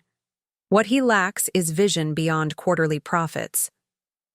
When Howard and I began developing what would become Genesis, Joseph saw it primarily as a revenue stream, something to be monetized immediately through licensing deals with the highest bidders. Meridian Global Development, I supplied, among others. Dr. Chen's disapproval was evident. Joseph arranged several meetings with international developers without our authorization. When Howard confronted him, Joseph claimed he was testing market interest. This aligned with my grandfather's notes. "So you excluded him from further development?" "It was Howard's decision, but I supported it. Genesis isn't just another building system, Ms. Mitchell-Evans. It's a fundamental reimagining of humanity's relationship with the built environment. If implemented properly, it could reduce global carbon emissions by 22% within a decade. That kind of innovation requires responsible stewardship, not just profit maximization." Her passion was evident and reminded me intensely of my grandfather. "I agree," I said, realizing I truly did. "But that leaves me with a dilemma. Joseph has been my key advisor since taking over Mitchell Enterprises. If he has his own agenda regarding Genesis..." Dr. Chen's expression softened slightly. "My son is not dishonest, merely short-sighted. He genuinely believes the fastest way to implement new technology is through market mechanisms, selling to whoever can pay and letting competition drive adoption. While you and Grandpa believed in strategic implementation, Controlling how and where the technology is used to maximize environmental benefit, I finished, understanding the philosophical divide. Precisely. It's why I've continued to withhold the material formulations even after Howard's death. I needed to be certain his successor shared our vision. She studied me intently. Do you, Alexandra? It was the fundamental question. What did I want to do with this company and this revolutionary technology? The past 2 weeks had been so focused on maintaining control that I hadn't fully considered what I would do with that control once secured. I believe buildings should serve people and the planet, not just generate profit, I said finally. That's what my grandfather taught me, and it's why I became an architect. Genesis could transform how we build in environmentally vulnerable areas, provide sustainable housing solutions globally, and redefine what structures can contribute to their surroundings. I met her gaze directly. But it's also the key to saving Mitchell Enterprises right now. We need something transformative to overcome the damage from Greg's betrayal and the FBI investigation. I won't pretend my motives are purely altruistic. Doctor. Chen surprised me by laughing. Now you sound exactly like Howard. He was never one to pretend business and idealism don't coexist, sometimes uneasily. She unlocked a drawer in her desk and removed a secure digital wallet. These are the complete material formulations, testing data, and production methodologies for the Genesis components. She held it out, but didn't release it when I reached for it. Before I give you this, I need your word on something. What is it? First implementation rights go to the Coastal Communities Resilience Project. It's a non-profit developing housing solutions for areas affected by rising sea levels. Howard promised them the first Genesis buildings at cost. It won't be profitable, but it will provide real-world validation and immeasurable goodwill. I'll honor that commitment, I promised, understanding now why my grandfather had chosen to bypass traditional corporate channels for Genesis. Some commitments transcended balance sheets. Dr. Chen released the digital wallet. Then we have an agreement. When you're ready to begin implementation, I'll assist with the material engineering personally. As I prepared to leave, there was one more question I needed to ask. What should I do about Joseph? If he learns about Genesis, he'll want to monetize it immediately through international licensing, Dr. Chen finished for me. The question is whether you can channel his business acumen while maintaining control of the technology's implementation. It was a challenge I wasn't sure I was ready for, managing a brilliant executive who was also the son of my key technology partner, all while trying to rebuild a company in crisis. Trust Howard's judgment, Dr. Chen advised, seeming to read my thoughts. He chose you for a reason. Not because you already knew everything about running his company, but because you shared his fundamental values about what that company should stand for. On the drive back to Boston, I struggled with conflicting emotions. The Genesis technology represented an incredible opportunity, exactly what Mitchell Enterprises needed to recover from the current crisis and establish a new direction. But it also presented new complications with Joseph, the board, and potentially my mother, who remained a significant shareholder even if no longer involved in operations. My phone rang as I approached the city, breaking my contemplation. Caroline's name flashed on the screen. "Alexandra, where have you been?" she asked when I answered, her voice tense. "The FBI investigators are here again. They've requested your presence for questioning about Howard's communications in the months before his death." "I'm on my way," I assured her. "Did they say what specifically they're looking for?" "Not exactly, but they've been reviewing his email correspondence with someone named Eleanor. Does that mean anything to you?" My grip tightened on the steering wheel. "Yes. Tell them I'll be there in 20 minutes. I ended the call, my mind racing. The FBI investigating my grandfather's communications with Dr. Chen suggested they were looking beyond Greg's corporate espionage. perhaps into the Genesis technology itself and its potential national security implications. As I navigated through Boston traffic, a plan began forming. Genesis offered not just a way to save Mitchell Enterprises, but to transform it into something even greater than before.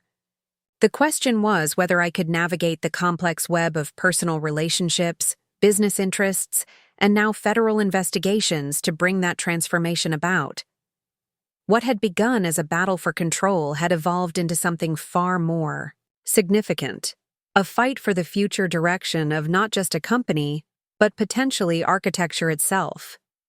And for the first time since my grandfather's death, I felt something beyond determination or obligation. I felt genuine excitement about the possibilities ahead. I arrived at Mitchell Enterprises headquarters to find 2 FBI agents waiting in my office. A stern-faced man introduced as Agent Calloway and the woman I recognized from the board meeting, Agent Mendez. "Ms. Mitchell Evans," Agent Mendez greeted me. "Thank you for coming in. We have some questions about your grandfather's work in the months before his death, particularly his communications with Dr. Eleanor Chen at MIT. I set my bag down carefully, ensuring the hard drives containing Genesis were secure. "Of course. How can I help?"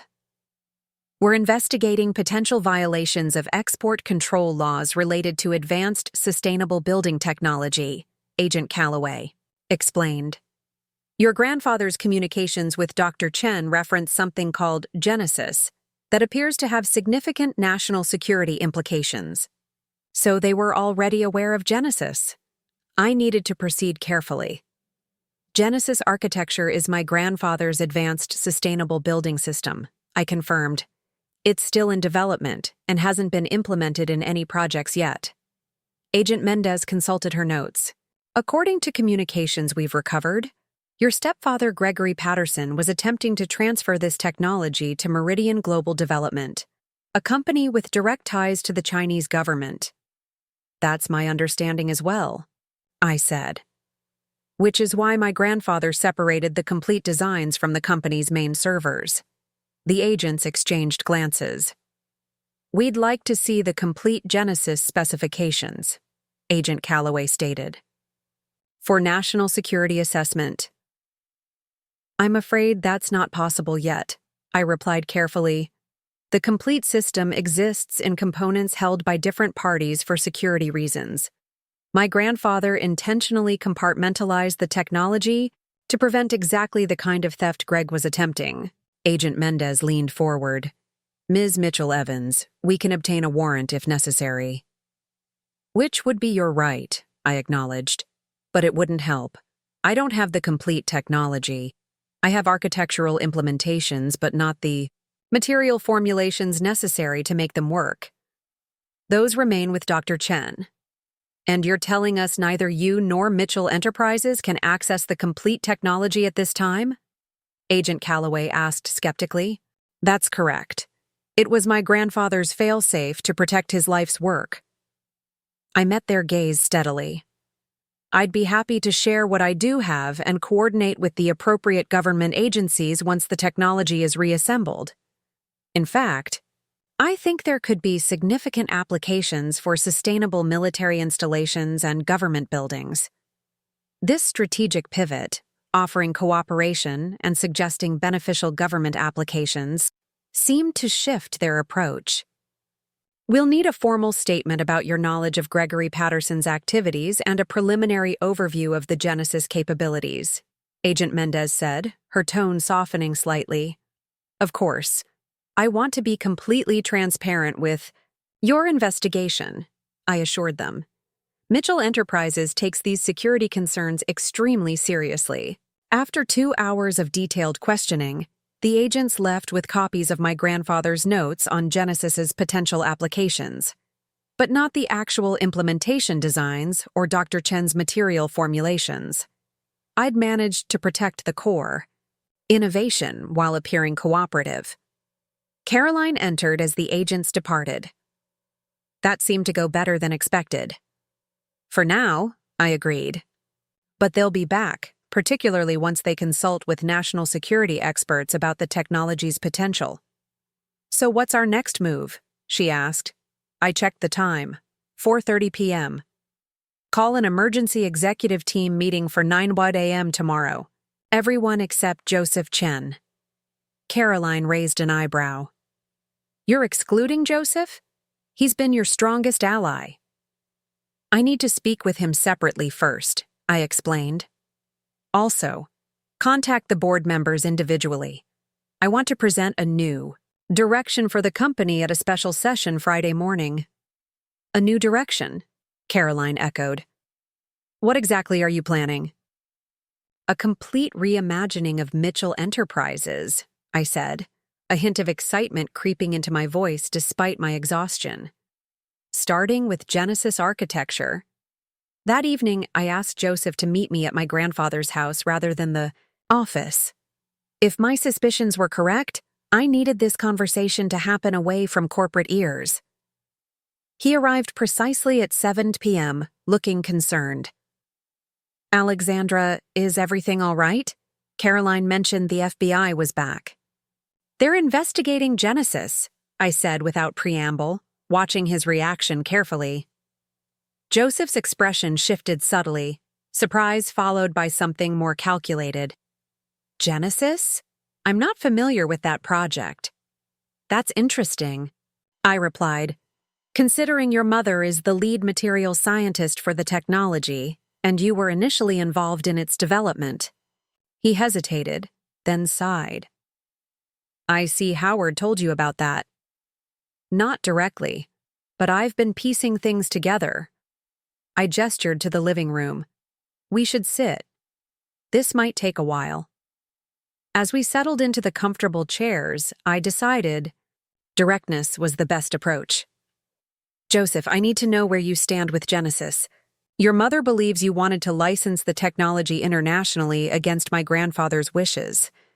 Joseph's expression tightened. "It wasn't that simple. Howard and my mother are brilliant innovators, but they're idealists. I was trying to create a practical implementation strategy that would make Genesis financially viable." "Through Meridian Global?" "They were one potential partner," he admitted.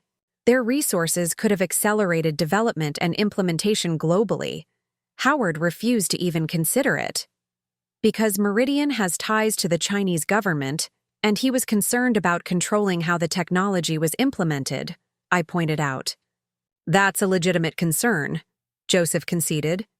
"But his alternative was keeping the technology so tightly controlled that it might take decades to achieve widespread impact. Climate change won't wait for perfect implementation conditions." His argument was reasonable from a purely business perspective. The question was whether his motives were purely about efficient implementation or if there was a personal financial interest involved. "Did Greg approach you about Genesis?" I asked directly. Joseph stiffened. He asked what I knew about it. I told him it was Howard's pet project and still in development. "But you knew it was more than that." "Yes," he admitted. "I knew it was revolutionary. But I also knew Greg couldn't be trusted with that information." I studied him, trying to discern the truth. "The night before the board meeting, I received an anonymous text warning me to be careful who I trusted. Was that from you?" Joseph nodded slowly. "I suspected Greg was planning something drastic. When he called the emergency board meeting, I knew he was making his move for control. Why not just tell me directly about your concerns?" "Because my history with Genesis complicated things," he explained. "Howard removed me from the project. If I suddenly started talking about it, questions would arise about my knowledge and intentions. It made sense, but didn't completely alleviate my concerns." "So where do you stand now, Joseph?" "Because I have the architectural designs for Genesis, and your mother has agreed to provide the material formulations. We're moving forward with implementation, starting with the Coastal Communities Resilience Project." His eyes widened. "Howard's nonprofit housing initiative? That's where you want to debut the most valuable architectural innovation of the century?" "It's exactly where this technology belongs," I stated firmly. providing sustainable, resilient housing for communities threatened by climate change. Once proven there, we'll expand to commercial applications. Joseph was silent for a moment, clearly processing the implications. Alexandra, the valuation potential of Genesis in the commercial sector is astronomical. Starting with a non-profit project is non-negotiable. I finished for him.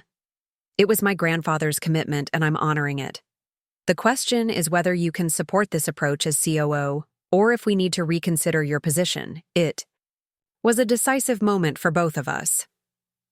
Joseph had been essential to my survival as CEO thus far, but if our visions for the company's future were fundamentally misaligned, we couldn't continue working together effectively. "You're more like Howard than I expected," Joseph said finally. He had the same uncompromising quality when it came to the company's mission. "Is that a yes or a no to supporting the direction I've outlined?" Joseph stood and walked to the window. Looking out at the garden my grandfather had meticulously maintained.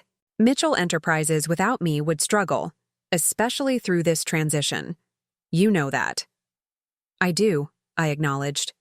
You're brilliant at operations and have relationships I can't replicate quickly.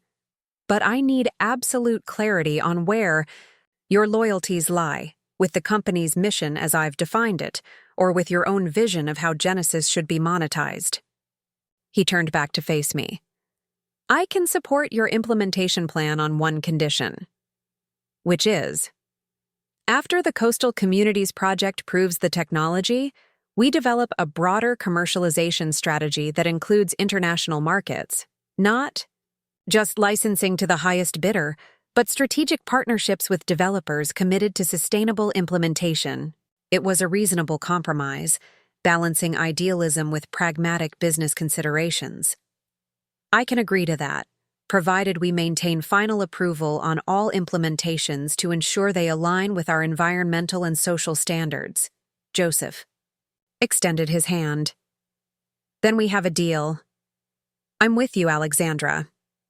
As we shook hands, I felt a tension I hadn't fully acknowledged begin to dissolve. Having Joseph committed to my vision would make the coming challenges significantly more manageable. Now, he said, resuming his familiar problem-solving demeanor, let's talk about how we present Genesis to the board and position it as Mitchell Enterprises' future. That night, for the first time since inheriting the company, I slept soundly. The path forward wasn't without obstacles, but it was finally clear. 6 months after that fateful board meeting where Greg was escorted out by FBI agents, I stood on the construction site of the first Genesis architecture project. The Coastal Communities Resilience Project in Louisiana was taking shape. A revolutionary housing development designed to withstand hurricanes, flooding, and rising sea levels, while generating more energy than it consumed. Dr. Eleanor Chen stood beside me, her usual stern expression softened by evident pride as we watched workers installing the specialized composite panels her lab had developed. Howard would have loved seeing this, she said quietly. He's here in every blueprint, I replied, feeling my grandfather's presence in each innovative detail of the design. The past months had been a whirlwind of challenges and transformations, both for Mitchell Enterprises and for me personally. The special board meeting where I had unveiled Genesis architecture had marked a turning point for the company. Initial skepticism quickly gave way to excitement as board members grasped the revolutionary potential of the technology and its implications for Mitchell Enterprises' future. This isn't just a new architectural system, I had explained, standing confidently before the digital renderings of Genesis projects. It's a complete paradigm shift in how structures interact with their environment. Buildings that heal rather than harm the world around them. The board's unanimous approval of my 5-year implementation plan had silenced any remaining doubts about my leadership. Even Reynolds, once Greg's strongest ally, had approached me afterward with newfound respect. Your grandfather chose well, he'd admitted. I didn't see it at first, but it's clear now. The FBI investigation into Greg's activities had expanded dramatically revealing a network of corporate espionage that extended far beyond Mitchell Enterprises. 3 weeks ago, he had accepted a plea deal, agreeing to testify against executives at Meridian Global in exchange for a reduced sentence. The 10-year prison term he received still sent a powerful message about the consequences of betraying corporate trust and attempting to sell American innovations to foreign entities. Martin Brooks, our former CFO who had been complicit in Greg's schemes, received a 5-year sentence. Board member Reynolds, while not criminally charged, had been forced to resign after evidence emerged of his knowledge of the suspicious activities. Mitchell Enterprises had not emerged unscathed from the scandal, but the Genesis technology had provided a powerful narrative of innovation and renewal that overshadowed the negative press. Our stock had not only recovered, but reached new highs, as investors recognized the transformative potential of sustainable architecture in an increasingly climate-conscious world. The first residential units will be ready for families in 8 weeks, Joseph said, joining us at the construction site. His relationship with his mother remained complicated, but they had found common ground in their commitment to Genesis Architecture's successful implementation. And the commercial prototype in Chicago? I asked. Breaking ground next month.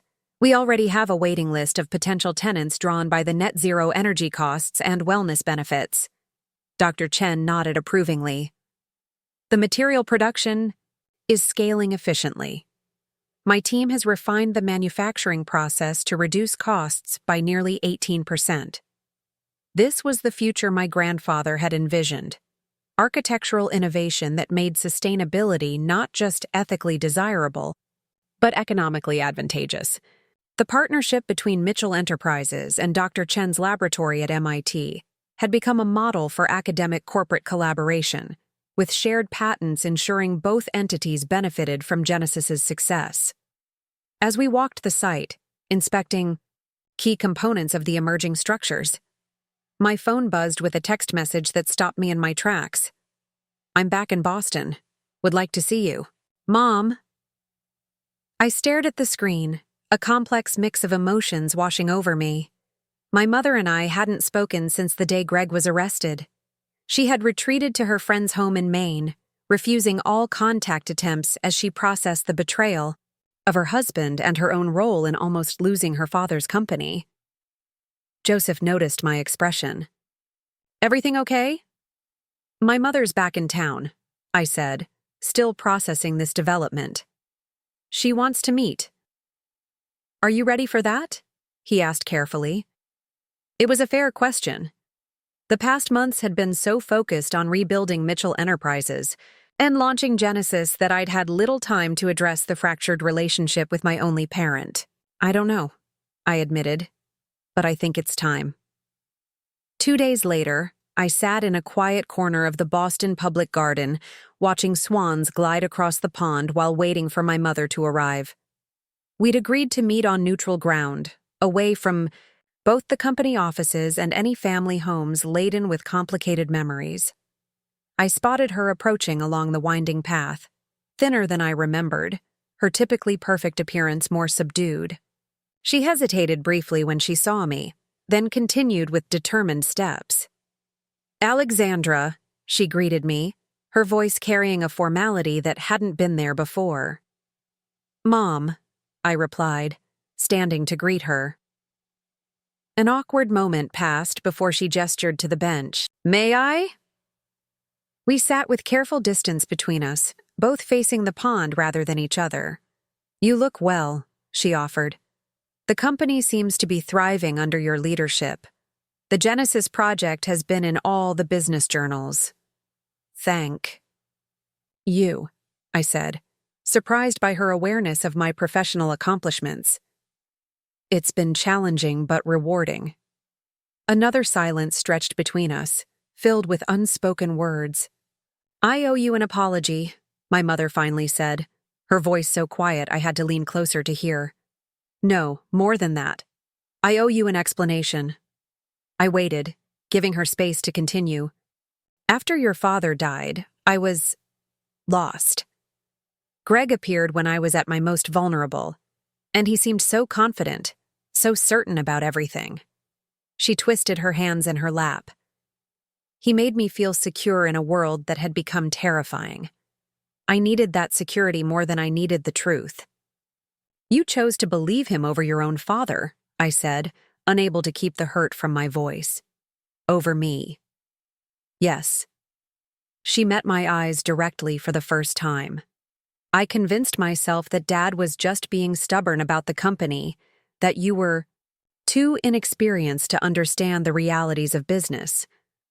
I told myself these lies because the alternative, that I had married a man who was systematically betraying my family, was unthinkable. Her honesty was unexpected, but welcome. For years, our relationship had been built on surface pleasantries that masked deeper disconnections. "Where have you been these past months?" I asked. After Greg was arrested, I stayed with Marion in Maine for a while. Then I went to a wellness retreat in Arizona. I needed to understand how I had become so diminished. She looked out across the water. I spent 20 years being Howard Mitchell's daughter, then became David Evans's wife, and when he died, I immediately became Gregory Patterson's wife. I realized I've never really known who Diane is on her own. The vulnerability in her admission touched something in me. I thought of my grandfather's journal entries about my mother, his concern that she had lost herself in her marriages, his regret at not knowing how to help her find her way back. "Who is she?" I asked, genuinely curious. "Diane on her own?" A small smile touched her lips. "I'm still figuring that out, but she's stronger than I thought. And she's very proud of her daughter, even if she's been terrible at showing it." Tears pricked at my eyes unexpectedly. "I needed you, Mom. When Grandpa died, when I was fighting for the company, when everything was falling apart, I needed my mother." "I know," she said, her own eyes glistening. "I failed you. Just like I failed Dad by not seeing what was happening with Greg. I don't expect forgiveness, Alexandra. I just wanted you to know that I see it now. All of it. How extraordinary you are. How right Dad was to trust you with his legacy. It wasn't the neat reconciliation that storybooks might have portrayed, but it was honest. A first step toward something authentic between us. I'm selling the house in Brookline," she continued. "Too many memories, good and bad. I've bought a small place near the coast. I'm taking painting classes again, something I haven't done since before you were born. You used to paint with me, on Sundays," I remembered aloud. "Before Dad died." She nodded, a genuine smile warming her features. "You were always better than me. Even at 8 years old, you had an eye for composition that I envied." The conversation shifted to lighter memories, moments from before our family had fractured. As we talked, the rigid distance between us on the bench gradually diminished. When we finally parted ways, my mother hesitated, then reached out to squeeze my hand briefly. "I'd like to see the Genesis project sometime, if that would be all right. Your grandfather's final innovation. It seems fitting." "I'd like that," I replied, surprised to find I meant it. 1 year to the day after inheriting Mitchell Enterprises, I stood on the stage at the grand opening of the completed Coastal Communities Resilience Project. Behind me, 50 families prepared to move into homes designed to withstand whatever environmental challenges the coming decades might bring. My grandfather believed architecture could solve problems beyond providing shelter, I told the assembled crowd of residents, journalists, and industry leaders. He envisioned buildings that worked with nature rather than against it, structures that could heal environmental damage rather than contribute to it. In the front row, Walter Donovan sat beside Dr. Chen, the unlikely messenger who had delivered my grandfather's greatest innovation when I needed it most. Joseph stood to the side of the stage, coordinating the event with his typical efficiency. And surprisingly, in the middle row, my mother watched with quiet attention, a tentative connection rebuilding between us. "Today, we're not just opening a housing development," I continued. "We're demonstrating a new possibility for human habitation on this planet." Genesis architecture isn't just a Mitchell Enterprises product, it's an invitation to reimagine our relationship with the built environment. After the ceremony, as families toured their new homes and journalists gathered quotes from beaming residents, I found a quiet moment alone in one of the completed units. The space was filled with light, the specialized materials in the walls already beginning their work of purifying the air and regulating temperature without external energy input. I ran my fingers along the surface of a counter made from one of Dr. Chen's innovative composites, stronger than concrete but created from biological waste materials. Every element in these buildings represented a solution to an environmental challenge. "Well done, Lexi," I whispered, using the nickname only my grandfather had used. We did it. The journey from that rainy Tuesday in the lawyer's office when I first learned of my inheritance to this moment of triumph had transformed me in ways I couldn't have imagined. I had entered as an architect with technical knowledge, but emerged as a leader with vision and purpose. The battle for control of Mitchell Enterprises had never really been about power or even money. It had been about values, about what kind of world we wanted to build. Greg had seen the company as a vehicle for personal enrichment, a collection of assets to be leveraged for maximum profit regardless of consequences. My grandfather had seen it as a force for positive change in the world, a vehicle for innovations that could help address humanity's greatest challenges. My phone buzzed with a text from Joseph. "CNN wants an interview about Genesis. Ready when you are." I took one last look around the sunlit space. The past year had brought painful losses, betrayals, and challenges that had pushed me to my limits. But it had also revealed strengths I hadn't known I possessed and possibilities I hadn't dared imagine. Mitchell Enterprises under my leadership was becoming something even my grandfather hadn't fully envisioned, a pioneer in regenerative architecture that was changing industry standards globally. As I headed out to meet the press, I thought about legacy, not just the company my grandfather had left me, but the future I was now building with it. Greg's attempt to seize control had backfired spectacularly. His short-sighted greed had accelerated the very innovations he had tried to steal and sell, bringing Genesis architecture to the world years ahead of schedule.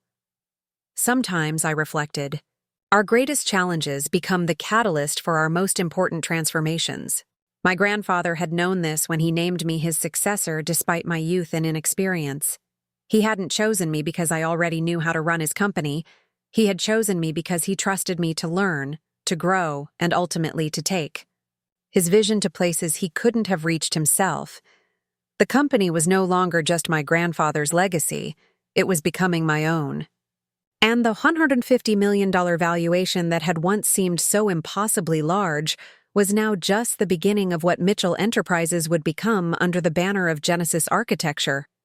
As for my mother's insistence that my stepfather should have been in charge, well, that particular family disagreement had been settled definitively, not just by the courts that sentenced Greg to prison, but by the innovative buildings now rising on 3 continents, visible reminders of what happens when the right person takes control of a vision that matters. The journey hadn't ended. In many ways, it was just beginning.